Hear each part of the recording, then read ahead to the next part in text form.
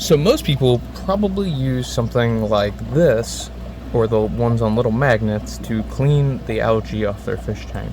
And while this does work, it can be a little slow and tire your arm out and just be overall kind of a pain and feel not that efficient. Well, I use a completely different method than this to clean the algae off the side of my tank. As you can see in the shot here, we have some algae on the side of our tank, and I'm going to show you how I clean it off in just a couple seconds. It literally takes me maybe probably less than a minute to clean the side of a tank, and all I use is a straight razor.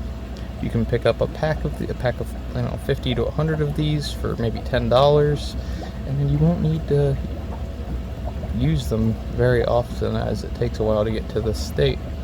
But you can see we got a nice dirty tank here, and I'm going to show you just how quick it is to remove all that algae.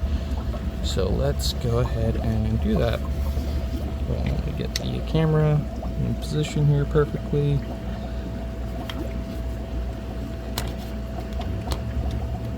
Alright, so that should be a pretty good view.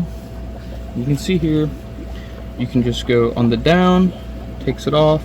You can go down or side to side, whatever is easier on your arm.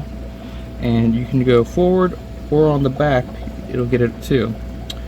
So what I like to do is just go on the forward and then on the back. Forward and back. Forward and back. And for the sides, where it's hard to get it side to side, you can just go up and down, forward and back, forward. That probably took 15 seconds, and you can just see how much better that is.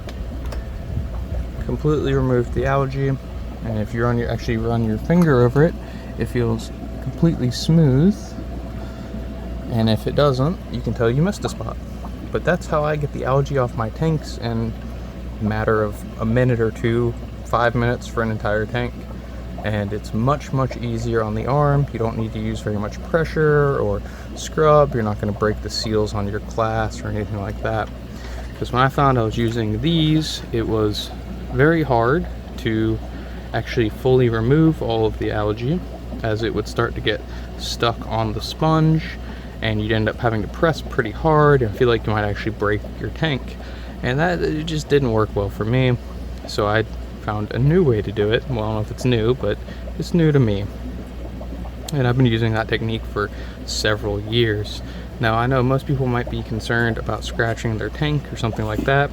Well, if you use about a 15-degree angle, there's almost no chance of that happening. As you can see here, there's no scratches on my tank. Of course, this is glass, so if you're using acrylic or something like that as your tank, it might be a little different, and you might want to do a test area to see if it does any damage. But for me, it works really well. I hope you guys enjoyed this and learned something, and hopefully it'll work for you too. Save you some time and energy working on your fish tank. Catch you guys next time.